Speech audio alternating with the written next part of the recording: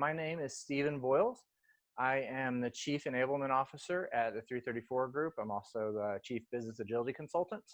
And tonight we're going to talk a little bit about OKRs and how to write good OKRs and what OKRs really are. Feel free to stop me along the way. I'm going to do a little bit on just the essentials of OKRs and what that looks like. And then we're going to do a little bit of workshop. We'll send you guys into some breakout rooms. We will have everybody muted. And if you have a question, feel free to use the chat. Bruce is going to be monitoring that for me tonight. Or if it's something that we need to kind of pitch to the rest of the group, Bruce will stop and we'll allow you guys to unmute your microphones and take care of that then. All right, so let's get started.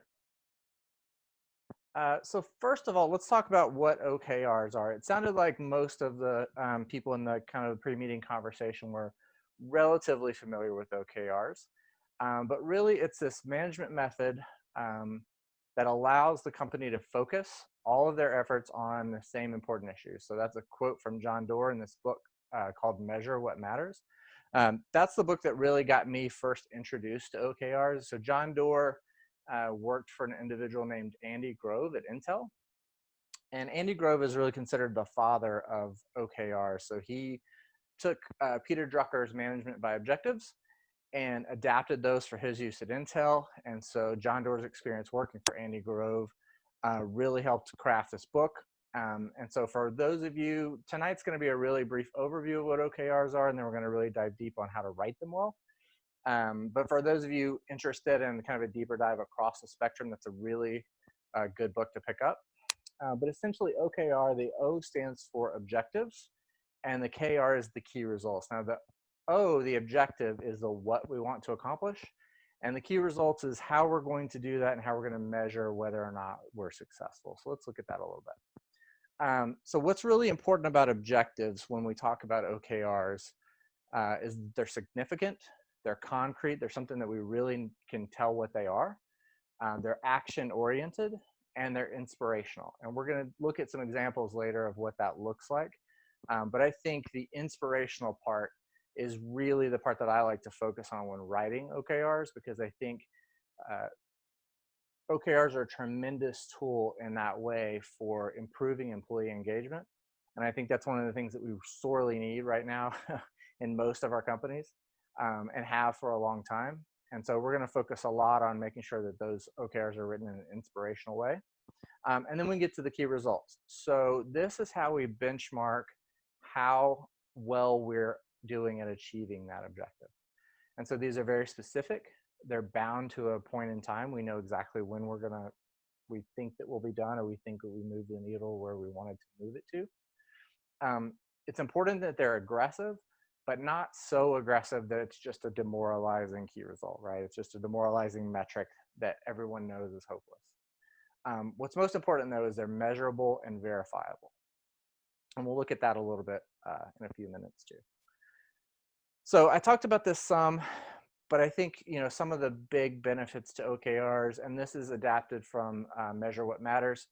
John Doerr calls these the superpowers of OKRs. And so they create a lot of focus. We'll talk specifically about focus, but the guidance around OKRs is to just create a few of those at every level in your organization. And so in that way, it forces you to have really pointed conversations about what's important in your organization and what you should be targeting. And you kind of set everything else to the side. And we'll see how that works in just a minute. There's also a lot of accountability in this system.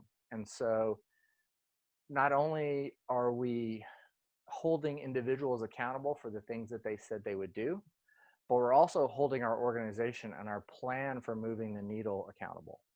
We'll look at that a little bit more in a minute, but essentially we're reviewing these things on a regular basis. And so that allows us to check. So we know we want to move this needle, and we had this plan for how we were going to move the needle.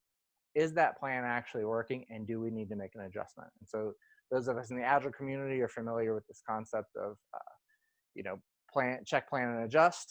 And so that's baked right into OKRs in the weekly review. And so that's another really powerful mechanism. I'm going to skip that one. The alignment is really about keeping everybody focused on the same things. And so we'll talk a little bit about how OKRs from the strategic level kind of branch out into the rest of the organization. But because we're only picking a few things to focus on, we know how we're going to measure those things, and everyone is aligning their OKRs to those things. It helps create alignment through the organization on just a few things that really matter. So I'm going to come back to the inspirational one because that's really what I want to talk about a lot tonight. I talked a little bit before, but the way that we write these OKRs should be something that really gets people excited about the work that they're doing. So let's go and look at some examples in just a few minutes. So this is more of the details on how OKRs create focus. And so typically what we want to see when you're first starting with OKRs, you're probably going to start on a single team or in a single department. But eventually we want to get to a point where there are OKRs written at each of these levels. And at each of those levels, we want to have 3, maybe 5 objectives at each one of those levels.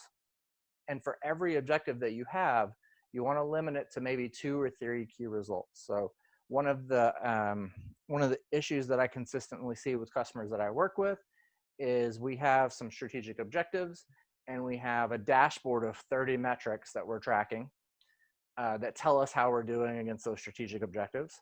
And some of those are yellow and some of those are red and some of those are green, but we don't know which ones are really moving the needle the most. And so the dashboard becomes, honestly a little bit useless, right? Who's had experience with that? Let's take a break real quick and hear from the audience a little bit. Who's seen these dashboards that have like 30 metrics on them? And because some are green and some are yellow and some are red, we don't really know if we're doing okay or not.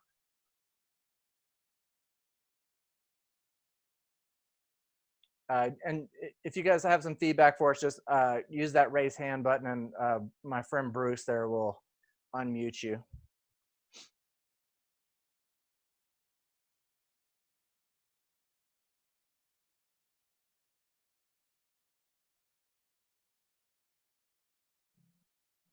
All right, so we got a couple people. Bruce, who do you want to hear from first?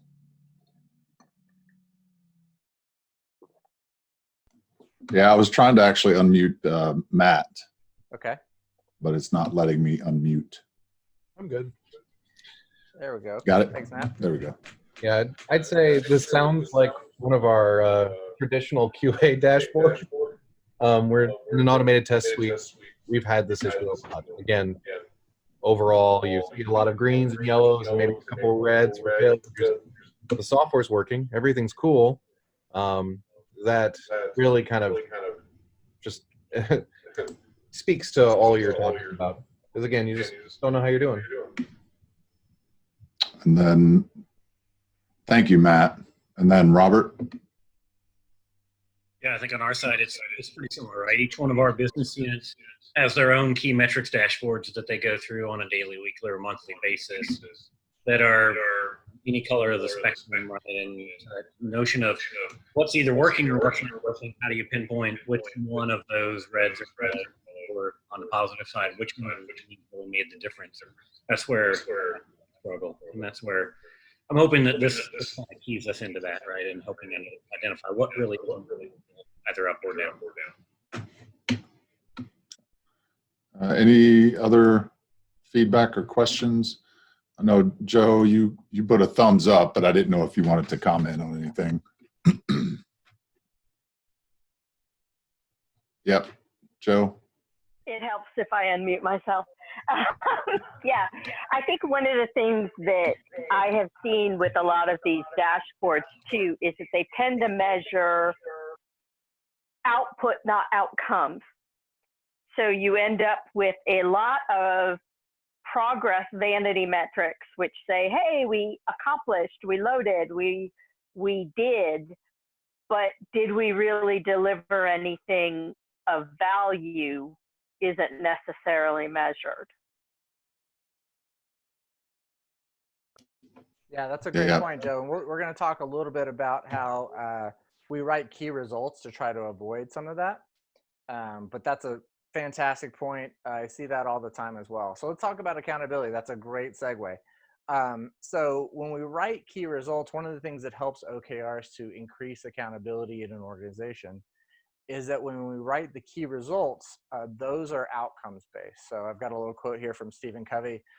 If the ladder's not leaning against the right wall, every step we take is just taking us to the wrong place faster, right? And we see that all the time in our organizations, I think. And so not only are we writing these key results in a way that's focused on outcomes, not outputs. And so the example I like to use for that a lot is early on when people are first, just dealing with objectives at all, doing goals and metrics, you see a lot of the key result we're going to track or the metric we're going to track is, did we finish this initiative or did we launch this project, right? And it turns out that oftentimes just because we launched an initiative with the intent to do something, that actually finishing the project and checking all those boxes doesn't actually do the thing that we intended. Sometimes it does completely unintended things that might not even be great for the organization, right? And so what we really want to focus on with these key results, when I show those to you in a little bit, is, and when you guys try to write them on your own, is making sure that they're focused on some kind of an outcome. Not I did something, but I saw a change in the market. I saw a change in something that I'm measuring about my customer, right? That metric actually changed. And it may have something to do with what I did. It may be a joint effort with me and another group, but what matters is we're measuring that outcome, right? And what helps with that is also the transparency and the visibility. So this is where I tend to make people a little bit uncomfortable, but if we're implementing OKRs correctly, then everyone's OKRs from the CEO down to the janitor, right, are completely visible throughout the entire organization. And what that does is allows everyone else, first of all, to know what's important to everyone else around the organization. But it also helps us, as long as we build the right culture, to hold each other accountable for making sure that we're focusing on those 3 to 5 objectives that the organization thinks is important. Now, there are room for some local OKRs and some things that maybe don't completely map up to those high-level strategic objectives, and that's a deeper conversation than we have time for tonight. But where we are trying to align with those objectives, that transparency and the ability to see everybody's OKRs, first of all, lets you know my OKRs and another group that I'm working with, those OKRs align, and we can share those, and they're also aligned to the strategic vision. So they're reviewed weekly. And so you can make 4 decisions based on what you're reviewing. You can continue with that OKR, leave it as it is, check in on it again next week. You can update it. So you may find that aggressive yet realistic portion of one of your key results was a little too aggressive, right? So this isn't your permission to let yourself off the hook, but it is a checkpoint to say, okay, so we realize we're just not going to achieve this key result. And so let's make some changes to it so that it's still aggressive and it's still aspirational, but it's something that we think we can actually achieve and stay motivated towards, right? You can start a new OKR. So maybe we've hit the time frame for that measurement, or maybe we've far exceeded the results that we wanted to even before the time frame. And so now we're going to cut that off. Or we can just decide, you know what, this isn't important to the organization anymore. And so we're just going to stop doing it. I think this weekly checkpoint, and we're not trying to add more meetings. Everybody's already meeting-filled calendar, right? But this weekly checkpoint with your group to review your departmental or team OKRs is an opportunity for you to iterate and adapt on your strategy for achieving the corporate objectives, for achieving your part of the corporate strategy. And if you find that you're not doing that, we want to know that early, right? And we want to be able to change quickly.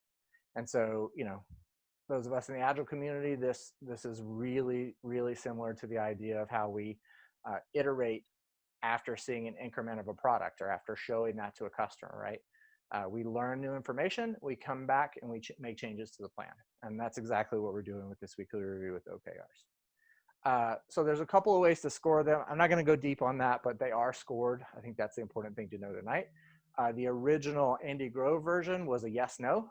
Either you accomplished 100% of the key results that you were after, or you didn't, and that's it.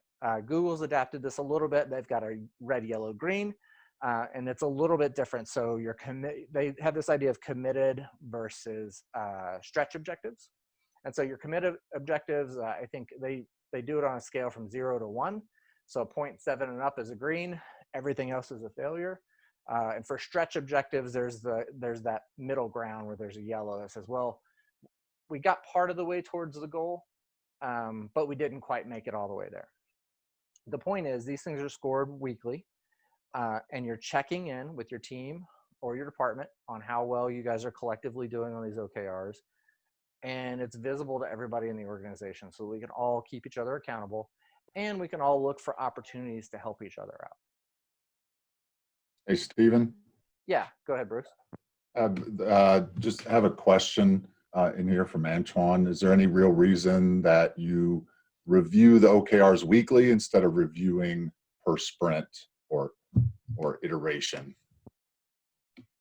Yeah, so I think, so one, I think do what works for you.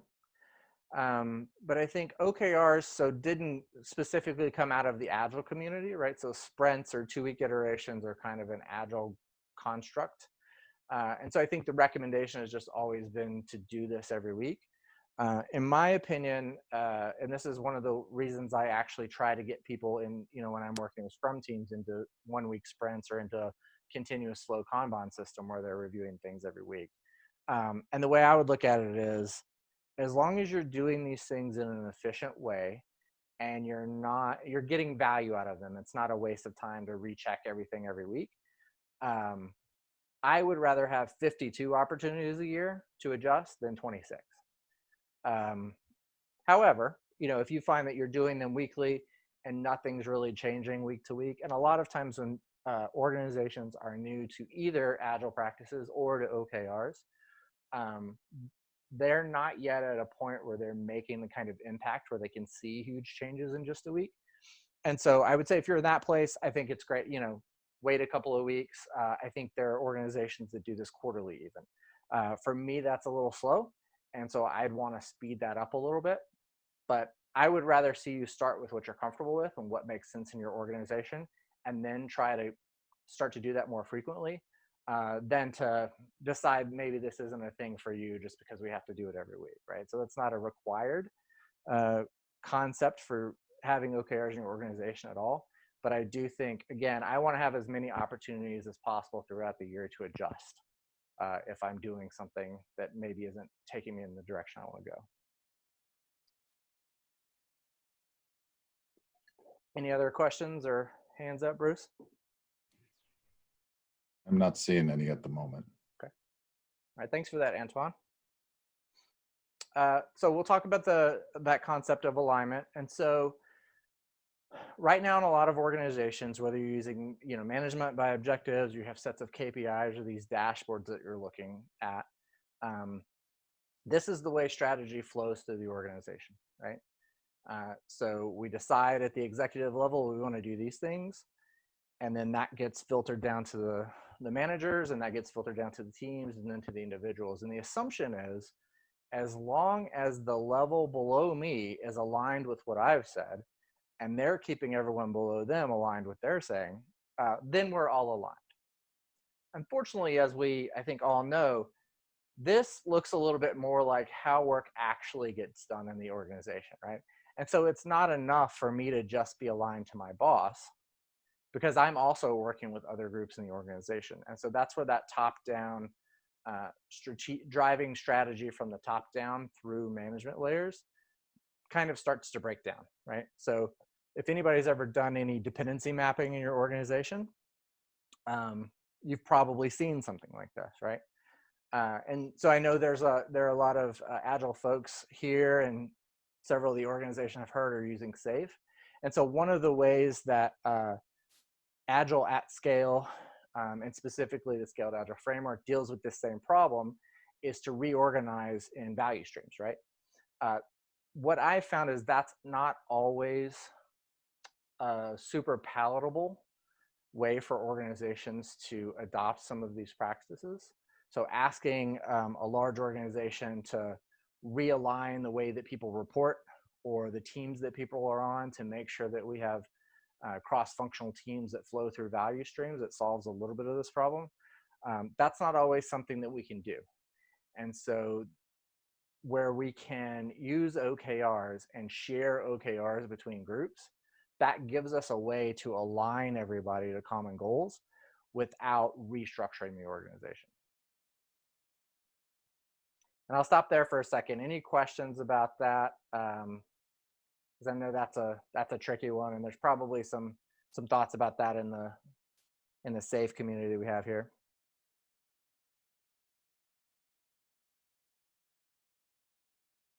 Or I'll just ask those of you that are doing scaled agile framework, or you've aligned for some reason, whether it's SAFE or not, to value streams. How was the discussion in your organization when you started talking about trying to realign where people work and how they report and kind of reorging just to do this agile thing?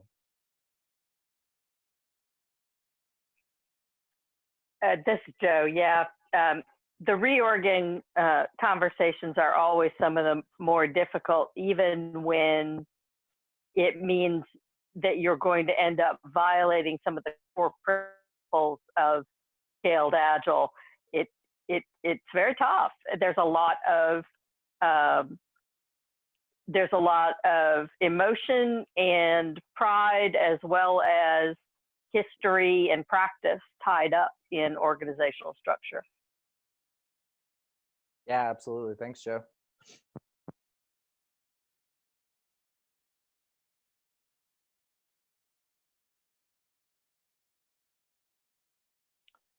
All right, so I talked a little bit about shared OKRs, but this is what those look like. So if you're in an organization where you're having that struggle, trying to get people to realign into these cross-functional teams so that work can flow through the organization in the way that it really flows, shared OKRs can be a great way to do that. And so you'll see we've got a couple of departments here that are working on things that impact each other.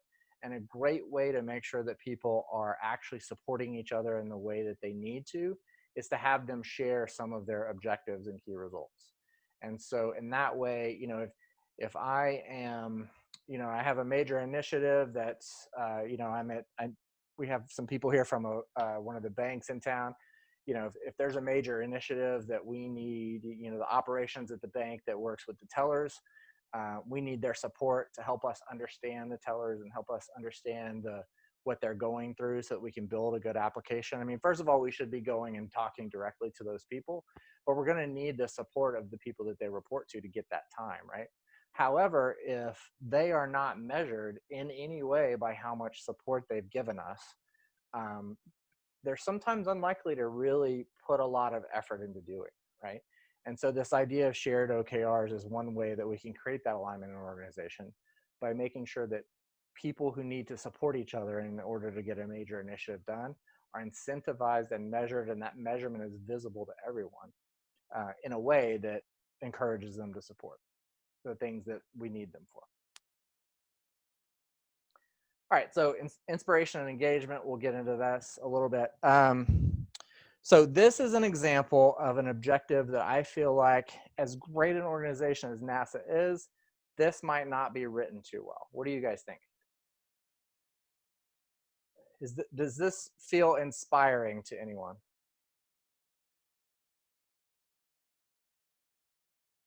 Okay, probably not. How about this? Hey, Steven, sorry. Yeah. So I guess going back just a couple of slides, one more, there was a question. The question was, can key results at the organizational level become objectives at the lower levels? Yes, a lot of times that's how departmental OKRs or team OKRs are written, is by looking at the key results from the part of the organization that's a level higher.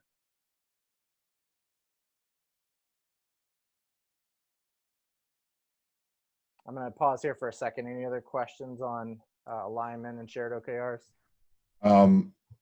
A question was around, is the concept of shared OKRs a newer concept?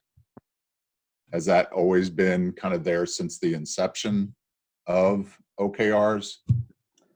Yeah, I think that's a tough one for me to answer. Honestly, I wasn't at Intel with Andy Grove, unfortunately. I think I I'm would hanging say as up long now. as I've been familiar with OKRs, the concept of shared OKRs has been around. Now, remember, we're not saying that 100% of the OKRs need to be shared, right? But what we are saying is where you have something that's in your OKRs that involves support from another group, during the OKR writing process, it is a really good idea to make sure that they're signed up for the same key results as you are, just so that they're incentivized to give you the support that you need. And I have found that the process of having that conversation lets me know a lot earlier if I'm not going to end up getting the support that I need so that I can make decisions based on that information. But yeah, traditionally, I think, and the way a lot of organizations start is this idea of cascading OKRs. And so that looks a little bit more like, go here, like this, right? So you write your OKRs at the executive level, and then I write my OKRs based on that, and the next level writes their OKRs based on that. But as we discussed before, there can be some problems with that. And that's a little deeper discussion than we probably have time for tonight. But this idea of shared OKRs, when I talk about alignment, is really kind of the gold standard for creating alignment in organizations, so that at least in the way that some portion of your OKR should be shared with other groups.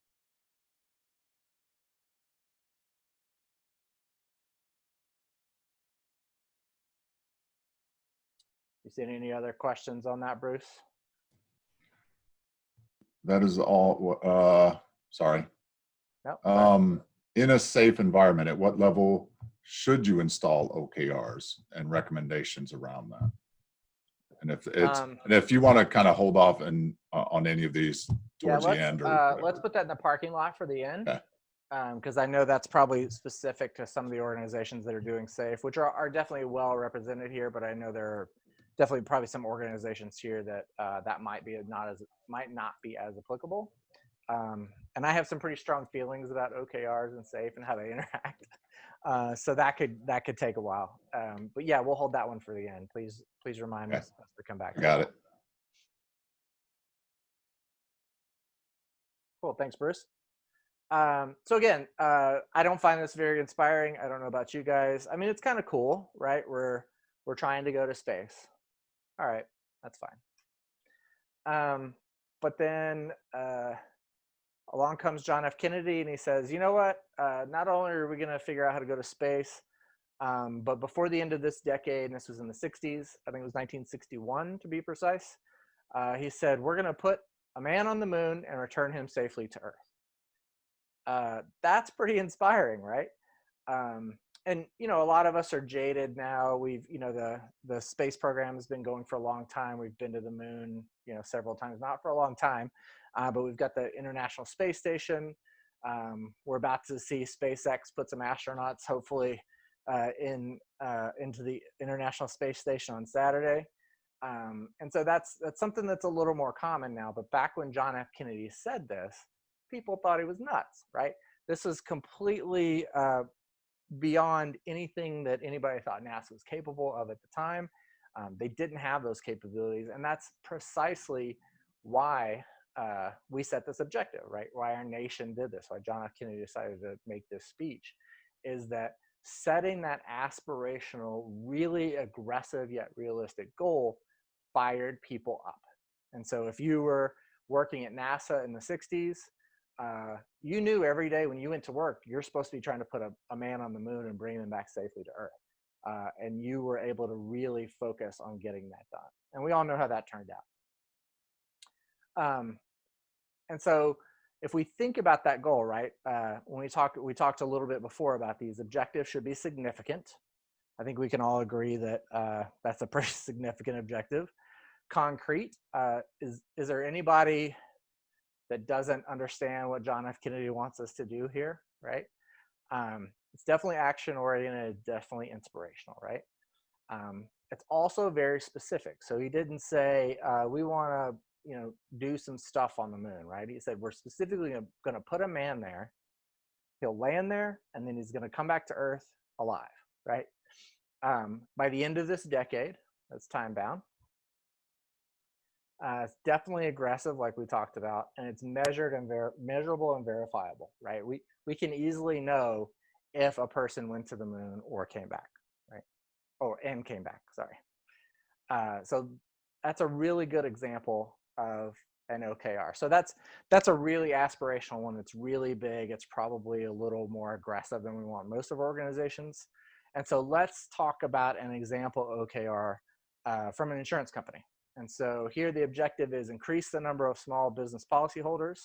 And we've got a few key results there. Can anybody tell me how we might be able to improve this one? So let's start with the objective. Does this fit kind of our criteria for a good objective?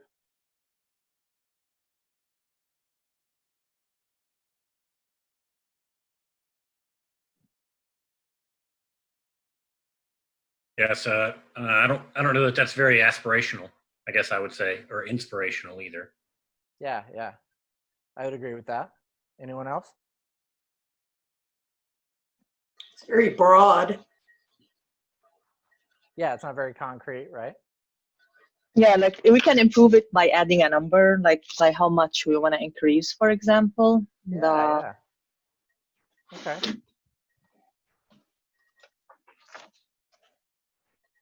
So those are all good comments. You guys are getting warmed up. We're practicing. It's going to be great when you guys start to write these for yourselves. So let's look at the key results. So this was in order to increase the number of small business policyholders, we want to increase the number of the accounts. And to do that, we're going to improve the ratio of our sales that close. And the whole time we want to keep customers happy. So this last one is an example of what we call a health metric. And so we didn't talk about that a lot, but just real quick, these are things that we encourage. Not that this one is necessarily written very well, but a lot of times what you want to do is try to tie at least one of your key results to something that might go wrong if you do everything else right. So if we get really aggressive with the way that we're selling, or we get so focused on selling and creating new accounts that we're not taking care of our existing customers, that could be a bad thing. And so while we're doing these other things, let's also monitor this thing over here to make sure we're not having any unintended consequences. So anyway, that's the concept of health metrics. I don't want to get into that a lot, but just the way that these key results are written, do they kind of fit the criteria that we talked about earlier? Specific, time-bound, aggressive, measurable. What do you guys think?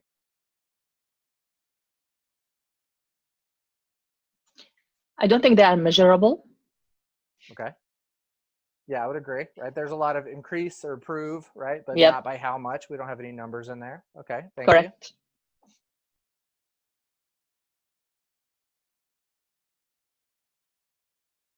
So we do have improving the close ratio by the end of the third quarter. So that's time bound at least, right? We've got that. Do these feel particularly aggressive to anyone?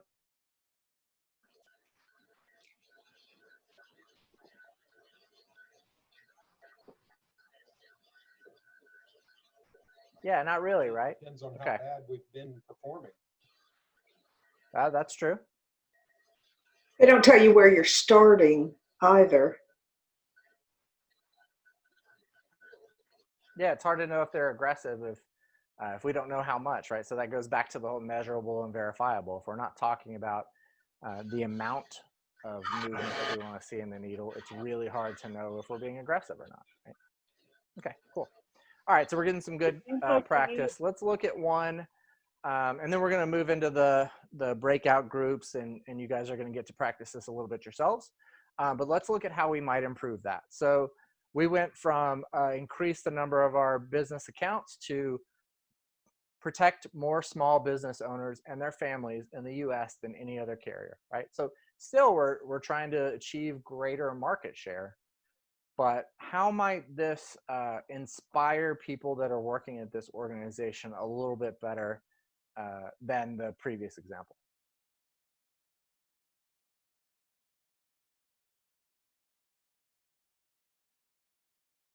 There is an aspect of competitiveness to it when we start talking about the other carriers, our competition out there.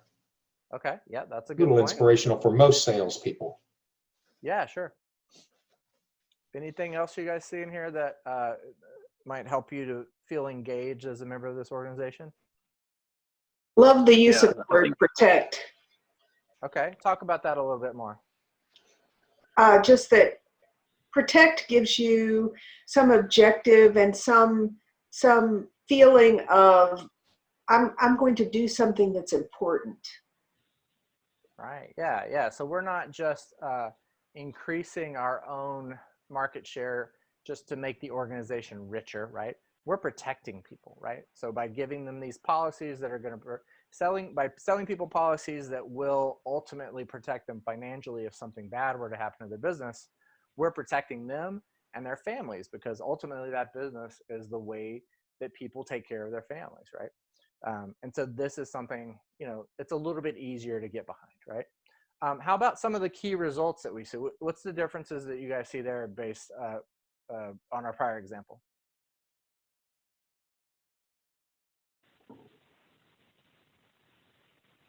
Yeah, they're very measurable, and then there's a time to them. So, and everything that was mentioned before, I mean, you've got your target in sight.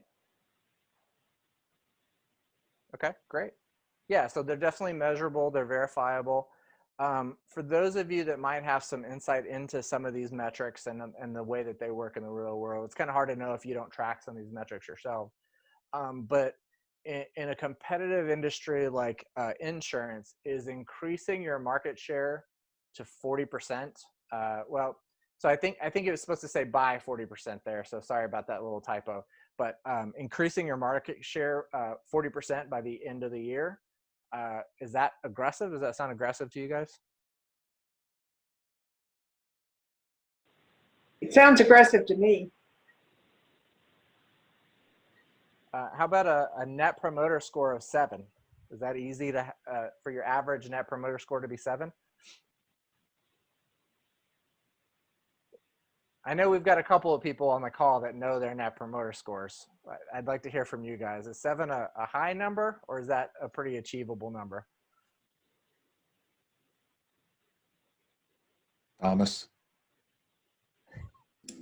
It's a pretty high number.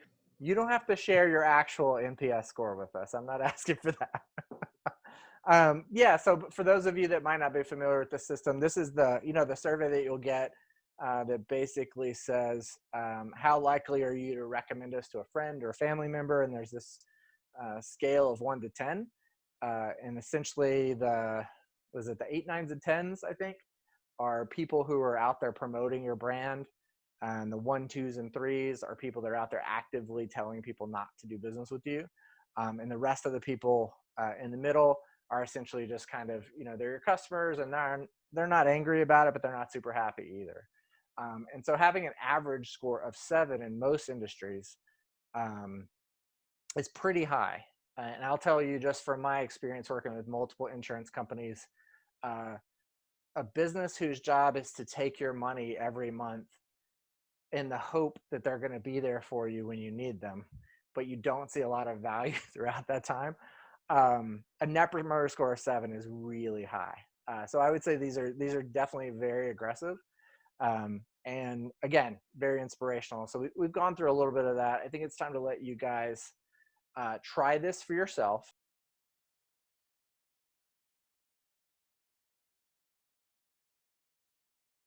So how was that, everybody? Just real quick, just feedback on the process. I know I kind of left you guys hanging on the rooms.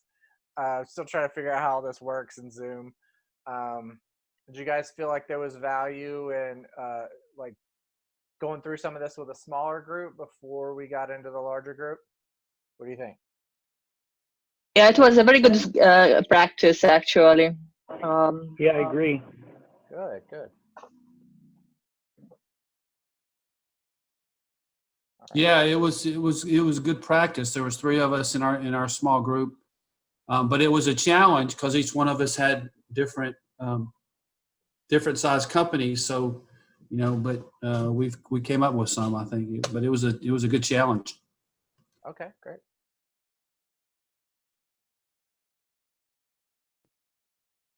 So I think I have all the docs up. So let me share I'll just share from my screen so we can all look at the same thing.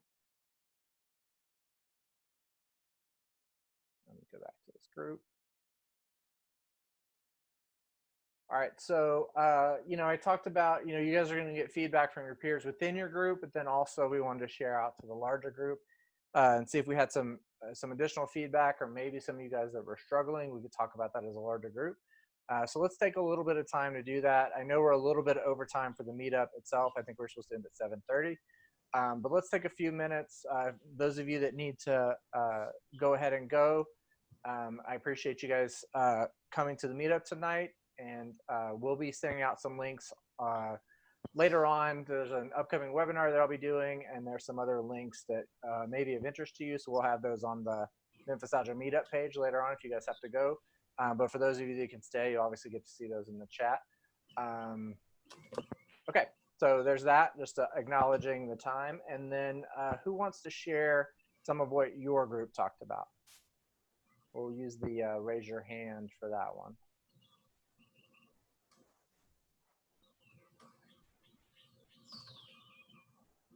All right, Matt, looks like you're ready to share. What group were you in, Matt? You can go ahead and unmute.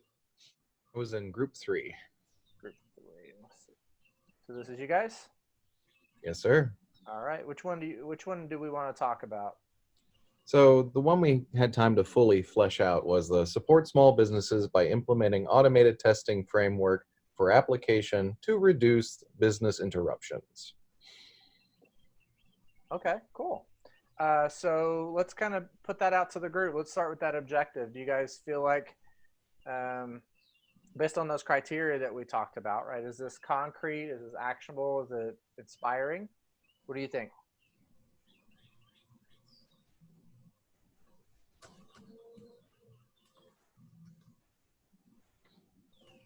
Right, so Matt, I liked how you guys talked about some more supporting small businesses. So that helps me kind of engage with this and to understand who our customers are. And those are people that I want to be able to support. So I feel like that kind of makes it aspirational there. It's pretty concrete. We want to implement automated testing, and we want to reduce business interruptions. So we're talking about outcomes. I think that's really good. So let's look at some of those key results. You want to walk us through those? Certainly. Increase the number of automated tests by 5% per sprint, and then reduce the time in development of known impacting bugs. And finally, reduce the volume of support calls by the end of Q3.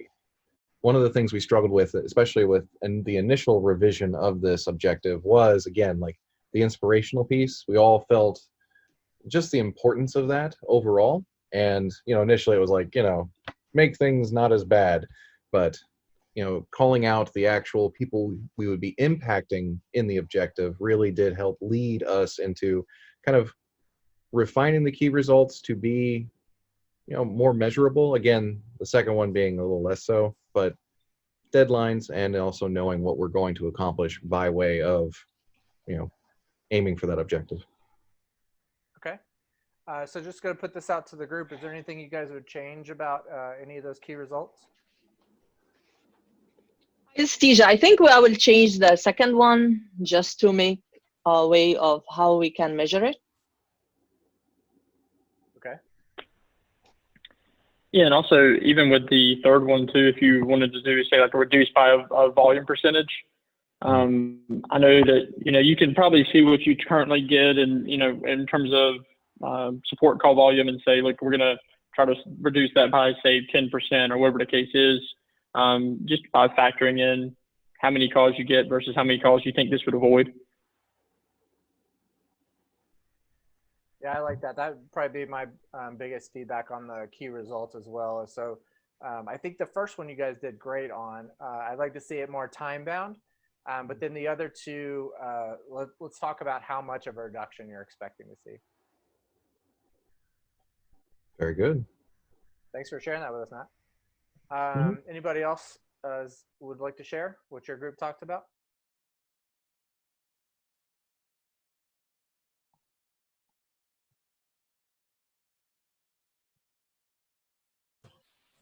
We'll go. Steven, Okay. Richard, and Frank, and myself. All right, and that was group 1. Group 1. Okay. So we struggled a little bit, and then Steven actually came in and gave us some direction on, look at the end result of why we're actually doing this. So we decided to use, kind of the structure of this workshop and use that kind of as our objective. So we kind of put our time base inside the objective, but it applies to all the key results. So our objective is implement the OKRs throughout the company by end of quarter. So that's our objective. Okay. What do you guys think about that one? Any feedback for Philip? And Richard and Frank too. Oh, yes, the whole group. Sorry. Thanks, Philip. Nope, just Philip. All questions directed at Philip. Thanks, Bruce. I do get confused when it comes to objectives if the time bound should apply at the key result level or should also be part of the objective. I don't know. I get confused. Yeah, so typically we want to see that at both levels. Typically the way that we write them so definitely at the objective level, let's put it that way, because we want to know when we're expecting to achieve the outcome that we want. However, putting the time-bound criteria on our key results can also sometimes kind of give us an idea of when we're going to check in on those things. So typically when we're writing them, if I don't see a key result or if I don't see any mention of the time-bound nature of it in the key result, the assumption is generally that whatever time period we've mentioned in the objective itself kind of applies to that key result as well. But sometimes, so let's say that we want to implement OKRs throughout the company by the end of the year. Let's say that, right? But we know if we haven't implemented OKRs in at least 25% of our departments by the first quarter, we're in trouble. And so we might want to think about, we're going to be checking in on these things on a weekly basis anyway. But that's just kind of the best off the top example I can give you of when you might want to put that time bound criteria in those key results when you want to make sure that there's an explicit statement that you're going to check in on that thing at a certain time. That makes sense. Thank you. Before the objectives time. Right? Yeah. Hey, Steven, could I ask a question too? Because the OKRs, it's implied that they are for some quarter span as well, based on whatever your organizational setup is as well. So from that perspective, right? And I'm not saying you shouldn't either way, but is it implied in the objective that it will be completed at the end of whatever your specific time boundary is that you're implementing OKRs? So if you don't have a specific measurement in the objective, is it implied? And then to your point, the key results should be more quantitative to support that. But it's just a question around the implication of the time frame around the OKRs. Yeah, so kind of the default that people tend to go with objectives is quarterly. However, there's lots of examples where people do longer term, so annual OKRs, or even longer term time horizons. And in that case, you're going to check in on it more frequently, even though that's a longer time horizon. I like to see people do these on a quarterly basis, and that's generally the guidance you're going to see. But lots of organizations will do kind of play with different time periods. And so I like to see that specifically called out in the objective, just so we know what we're looking at. But yeah, quarterly and annual are generally the ones that people are using that I've seen. But it's not, it's not written in stone that these all have to be quarterly objectives. Should we be trying to make these more inspirational? Yeah, so I think this one, the implement OKRs, I think we could maybe make that a little more inspirational by talking about, why we're doing it or what impact it's going to have on the company or our customer. Yeah, it's pretty bland. Well, you know, I gave you guys a whole 20 minutes to practice something that you may have just heard about. So, you know, I don't know why. Well, and most of us deal with people that want the absolute shortest slide presentations possible. So Yeah, sure. It's a you good get one. used to that format. All right, let's do maybe one more, and then I'll start to wrap things up because I know we've already gone over our time. But I am going to stay for questions, but I do want to make sure we give everybody a chance to go. So let's do one more, and then I'll do a little bit of wrap up, and then we'll let you guys go. Let's do ours. Okay, go for it. Which one is yours? Group 2. Okay. Only because ours is a real life situation as well. Okay, which one? This one right here? Yeah. Yeah, okay. So tell us a little bit about this one. So this is a, again, real life group, a real life organization. So I started a website not too long ago. So I allowed us to write an OKR for this new business of mine, new business venture. Okay. So again, it's a new website. So it's a website for graduates. And so I want to engage some sponsors to, so I can build this up and, you know, hire more people, get more things going, more graduates signed up, everything, the whole 9 yards. So we want to engage sponsors to empower and enable the at least 500 graduates, recent graduates, to effectively plan their graduations and futures by the end of 2020. So in the next 6 months. Okay. Any feedback from the group on that? Let's just focus on the objective for now. What do you guys think?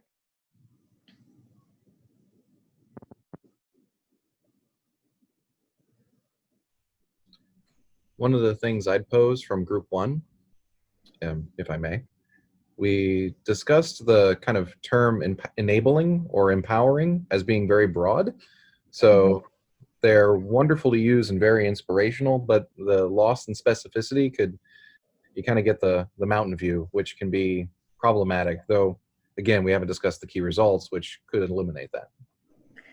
So I agree. And we stole this from our mission statement for the website. So it's to register them, to get them signed up. Okay. All right, so let's look at some of the key results. Do you want to walk us through those? Yeah. So one key result would be to successfully engage at least 2 corporate partners by September 2020, so in 3 months. So we said through page engagement. So that would be how you would see that. So how do I know that happened? And you would know that because they were engaged through our page. Okay. No, I'm not sure if that made sense. So I just wanted to pause for reaction. Okay. I'll wait and see if there's a reaction from the group.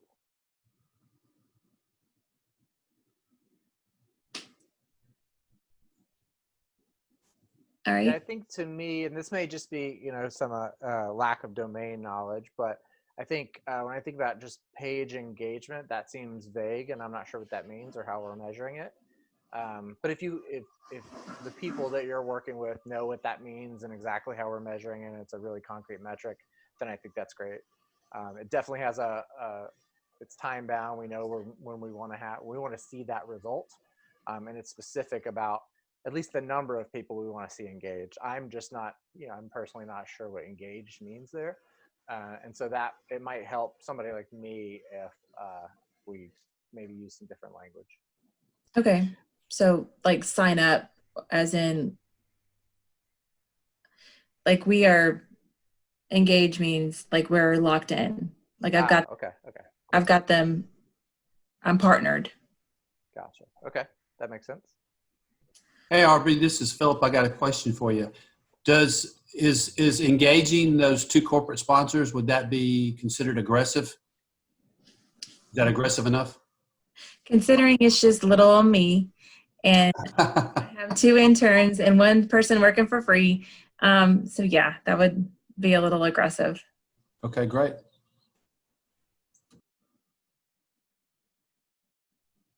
All right, cool. So I'm sorry to cut you off, Aubrey. I do see a few people dropping. So Yep. again, I'm gonna stay for questions, but I want to make sure. Let's do a quick wrap up, and then we'll come back to questions, and we can look at these as much as you guys want here. And I know this is my baby, but y'all can call it ugly all you want, FYI. That's so nice of you. Thank you. All right. So here's that. Lastly, so we took some time to talk about what OKRs are and talk a little bit about the basics, and then gave you guys some time an opportunity to practice. And so hopefully this was helpful to you guys. If you have any more questions, please reach out to me personally. I'll give you guys some links to go to for that in just a minute. But before I do that, I just want to say thank you for everybody who attended tonight. It was a great turnout. We appreciate everybody who made the time to come out. We are recording this, so if you guys want to share this with coworkers or anyone else in your circles, feel free to do that. We'll let you know how to do that as well. It should be on the LinkedIn page for the Memphis Agile Meetup. So you guys will see that within the next couple of days. We probably have to do some editing due to the nature of the breakout rooms and things like that, but I'll get it out as soon as I can. And then I just wanted to leave you guys with this. So this concept of OKRs is just kind of a small piece in this idea of agile business planning. And so I've got a webinar coming up on June 11th. You can go ahead and mark your calendar. The registration's not up for it yet, but we have kind of locked in that date. So we'll talk a little bit about that higher level view of how do you plan and manage your organization in a really adaptive way so that you can react to changes in the market very quickly. OKRs is a part of that, but there's a broader spectrum of tools that you can use. So I'm going to be talking a little bit more about that. And I'm going to post all of this in the chat as well, so you guys can link directly from that. So I've shared the website for the 334 group and my email as well. Also, if you subscribe to our newsletter, you'll get all the information about the webinar and all the other stuff that we do. I've also posted where you can find us on Twitter and on LinkedIn. So again, I love talking about this stuff. If you guys have any questions at all, please feel free to reach out to me. And again, thank you. So for those of you that need to go, thank you for joining us. And we'll hopefully see you guys at the next meetup. Anybody that wants to stick around, I'm going to need to take a quick break and just say goodnight to my kids. And then I'll be right back and we'll handle any questions you guys might have, okay? All right, thanks everyone. Thank you so much. Thanks, everybody. Thank you.